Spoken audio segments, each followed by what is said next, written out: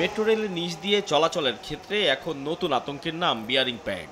রোববার মেট্রো রেলের পিলার থেকে একটি বিয়ারিং প্যাড খুলে পড়ে পথচারীর মৃত্যুর পর অনেকের মনে ভর করেছে এই আতঙ্ক। প্রশ্ন উঠেছে, কি এই বিয়ারিং প্যাড, কেনই বা এটা মেট্রো রেলে ব্যবহার করা হয়, আর কি কারণেই বা খুলে পড়ল। মেট্রো রেলের উড়ালপথ বা ভায়াডাক্ট কংক্রিটের তৈরি, যার দৈর্ঘ্য 30 থেকে 40 মিটার।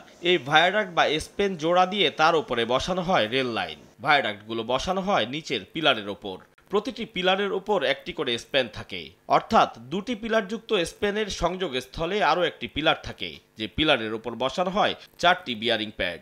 যেহেতু পিলার ও স্প্যান দুটোই কংক্রিটের তৈরি, তাই সরাসরি সংযোগস্থলে ঘর্ষণ, ক্ষয় বা স্থানচ্যুতি ঘটতে পারে। এই সমস্যার সমাধানেই মাঝখানে ব্যবহার করা হয় বিয়ারিং প্যাড। এটি ঘর্ষণ কমায়, কম্পন শোষণ করে এবং পুরো কাঠামোর স্থায়িত্ব বজায় রাখে। জানা গেছে এগুলো কোনো নাট দিয়ে লাগানো থাকে না।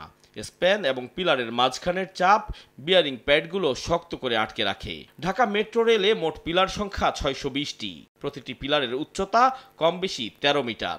এর মধ্যে 206টি পিলারে 4টি করে বিয়ারিং প্যাড রয়েছে, অর্থাৎ পুরো প্রকল্প জুড়ে বিয়ারিং প্যাডের সংখ্যা প্রায় 2066টি। বিয়ারিং প্যাডগুলো রাবার ও বিশেষ স্টিল দিয়ে তৈরি। ওজন 140 থেকে 150 কেজি।